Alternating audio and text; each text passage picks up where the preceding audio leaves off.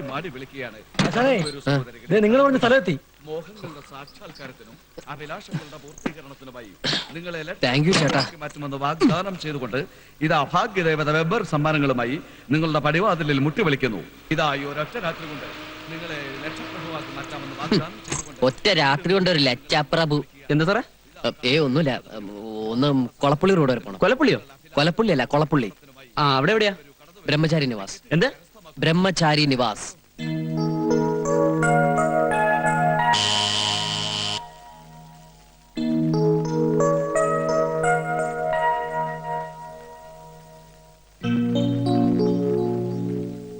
വേണ്ട, വെറുതെ ബെല്ലടിച്ച് വിരലിന്റെ ഇൻസ്റ്റേഷൻ കളയണ്ട. നിന്നെ ഇനി ഇവിടെ താമസിപ്പിക്കണോ വേണ്ടേന്ന് ഹരിപ്രസാദ് കൂടി വന്നിട്ട് ആലോചിച്ച് തീരുമാനിക്കാം. ഞാൻ നേരത്തെ കൃത്യമായിട്ട് ഇങ്ങോട്ട് എത്തിക്കോളും.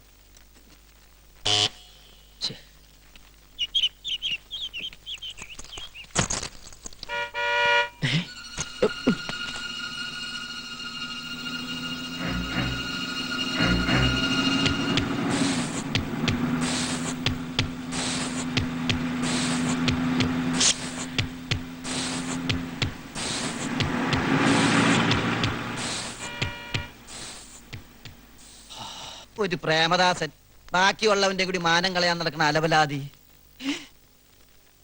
എന്റെ അമ്മോ,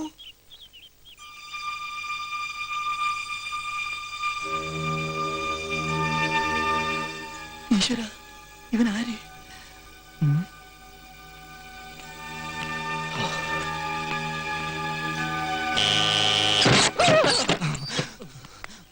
ആരാ? പ്രേമദാസ് അല്ലേ? അല്ല, ഞാൻ ബാഹുലയൻ. ഓ, ബാഹുലേനാ? എന്താ പേര് മാറ്റണോ? ഇവിടുത്തെ ബ്രഹ്മചാരിമാരിൽ 3. അതെ.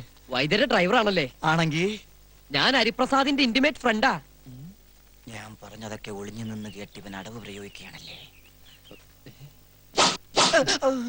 എന്താ അവിടെ? എന്തെങ്കിലും ആവട്ടെ. അല്ല, ഹരിയുടെ ഫ്രണ്ടാണെങ്കിൽ പിന്നെന്തിനാ നിങ്ങൾ ഇവിടെ പതുങ്ങി നിന്നത്? ഞാൻ പതുങ്ങിയതൊന്നുമല്ല, എനിക്ക് ഈ നടുവിന് ചെറിയൊരു വേദന. അപ്പൊ ഈ ചുമര് കണ്ടു കഴിഞ്ഞാൽ ചാരി നിന്നിട്ട്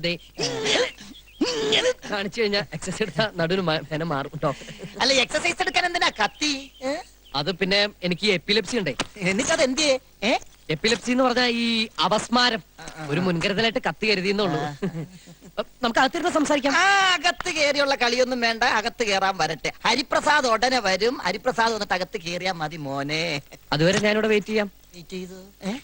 ഹലോ, ഇവിടെ എടോ, ഞാൻ ഊണ് കഴിച്ച് ചെന്നിട്ട് വേണം ഹരിപ്രസാദിന് വന്ന് ഊണ് കഴിക്കാൻ. ഞങ്ങൾ സ്വയം പാചകമാ. സ്വയം പാരേ? സ്വയം പാരയല്ല, സ്വയം പാചകം. നിങ്ങൾ ടൗണിലൊക്കെ ഒന്ന് ചുറ്റിക്കറങ്ങിട്ടൊക്കെ വാ. ടൗണിലൊക്കെ ഇങ്ങനെ ചുറ്റിക്കറങ്ങി നടക്കാനുള്ള ഒരു മാനസികാവസ്ഥയിലല്ല ഞാൻ. അതെന്താ? അത് എനിക്കിവിടെ ആരും പരിചയമില്ല. മാത്രമല്ല, ഞാൻ ഇന്നലെ ഒരുപോലെ കണ്ണടച്ചിട്ടില്ലേ. ഇതെന്താ കയ്യില്? നാഗതന്തി വേരാ. ഊണ് കഴിച്ച് ഞാൻ കുറച്ചു നേരം ഇതരത്തിന്റെ പുറകെ പിടിച്ച് നടക്കുന്ന എന്റെ ഒരു ശീലമാ. മാനസിക ധൈര്യത്തിന് പറ്റിയ മരുന്നാ. വൈദ്യശാലയിലെ പണിയായതുകൊണ്ട് മരുന്നിനെ കുറിച്ച് നല്ല പിടിയാണല്ലേ? നല്ല പിടിയാ. ഒരു പിടി എപ്പോഴും കയ്യിലിരിക്കണത് നല്ലതാണല്ലോ. അത് നേരാ.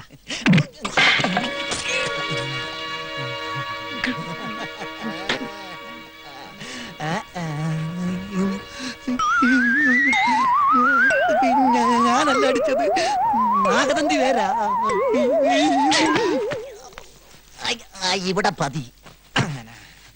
സോറി കേട്ടോ ഇന്റിമേറ്റ് ഫ്രണ്ടേ, ഇത് സിറ്റിയാണേ. അച്ഛേ, ഐഡന്റിറ്റി കാർഡില്ലാതെ സ്വന്തം അച്ഛൻ അമ്മനെ പോലും തിരിച്ചറിയാൻ പറ്റാത്ത കാലമാണ്. അങ്ങോട്ട് നീങ്ങിക്കടാ.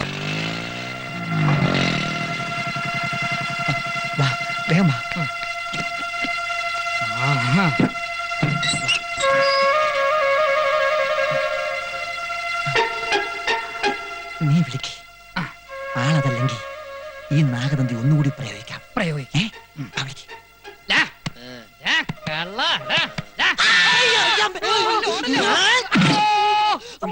ഹരി, ഹരി, ഞാനാ ജയദേവൻ. നീയായിരുന്നു. നീ ആളെ പേടിപ്പിച്ചു കളഞ്ഞല്ലോ. ഈവൻ വന്ന് പറഞ്ഞപ്പോ എനിക്ക് ഒരൊത്തും പിടിയും കിട്ടിയില്ല. വരാന്തേലും വന്ന് പതുങ്ങിന്നോ, കാര്യം ചോദിച്ചപ്പോ കടാരെ നീട്ടിന്നൊക്കെ പറഞ്ഞപ്പോ. സോറി ഇന്റിമേറ്റ് ഫ്രണ്ട്, ഞാൻ ആളറിയാതെ. സാരമില്ല, സാരമില്ല. ഇത്രയും കൊണ്ട് അവസാനിച്ചു തന്നെ കാരണവന്മാരുടെ ഗുരുത്തം കൊണ്ടാ. അതെ. നീ എന്താ ഒരു മുന്നറിയിപ്പില്ലാതെ? ഒക്കെ ഞാൻ പറയാം. ഇത്തിരി വെള്ളം തരൂ. നീ വല്ലാതെ വിറക്കുന്നുണ്ടല്ലോ. ഇന്നലെ രാത്രി മുതലുള്ള ഓട്ടോ ജലപാനം ചെയ്തിട്ടില്ല. നീ ഒരു പണിയേ, ഇവിടെ എന്റെ ചോറിരിപ്പുണ്ട്. അത് കഴിച്ച് റെസ്റ്റ് എടുക്ക്. നമുക്ക് വൈകുന്നേരം കാണാം. വൈദ്യുതി എപ്പോഴാ ബ്രാഞ്ചിൽ വരുന്നതെന്ന് അറിയില്ല. വരുമ്പോ കണ്ടില്ലേ പ്രശ്നമാ. ഞാൻ ചോറെടുത്ത് നോക്കട്ടെ.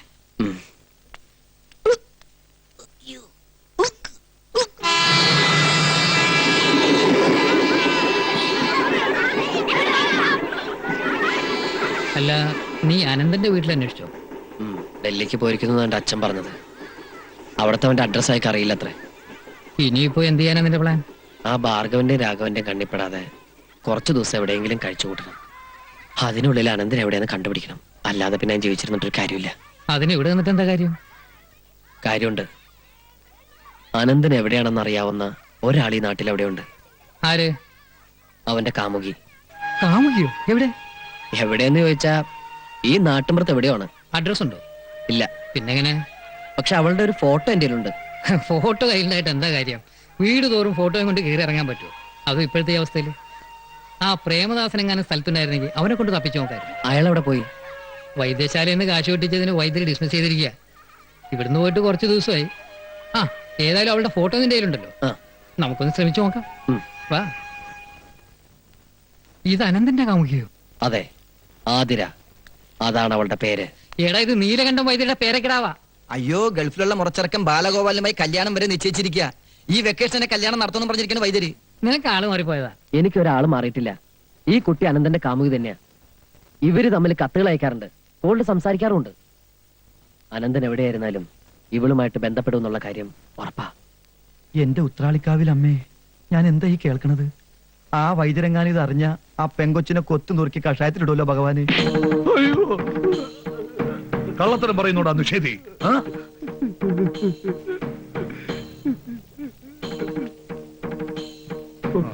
ഇവിടെ മാമ്പള്ളി എവിടെയെന്ന്?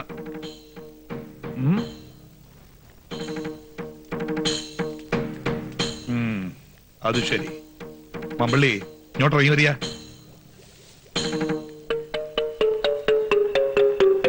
ഇങ്ങോട്ട് ഇറങ്ങി വരാൻ.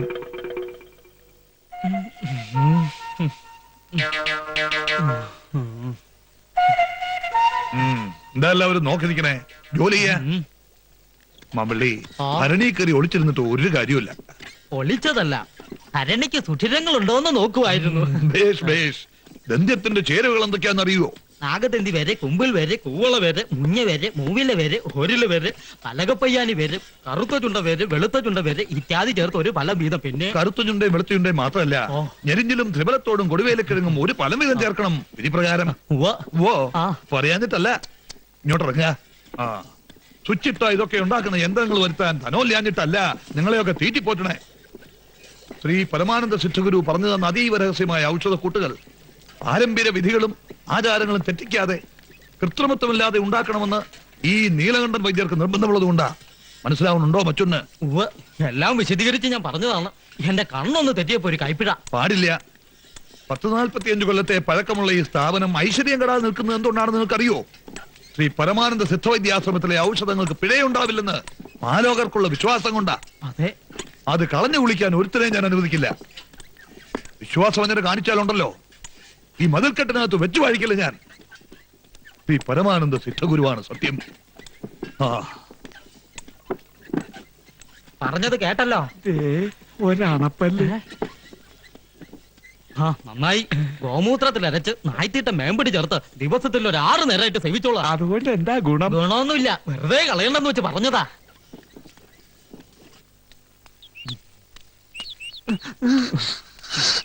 എന്താ കുട്ടി ഇങ്ങനെ പൊട്ടം കടിച്ച് മാതി പറഞ്ഞേ? സുഭദ്രാമച്ചി ഉണ്ണിമാമയെ പോലെ വീണ്ടും സംസാരിക്കുന്നു. ചുതിച്ചു ഭഗവാനെ.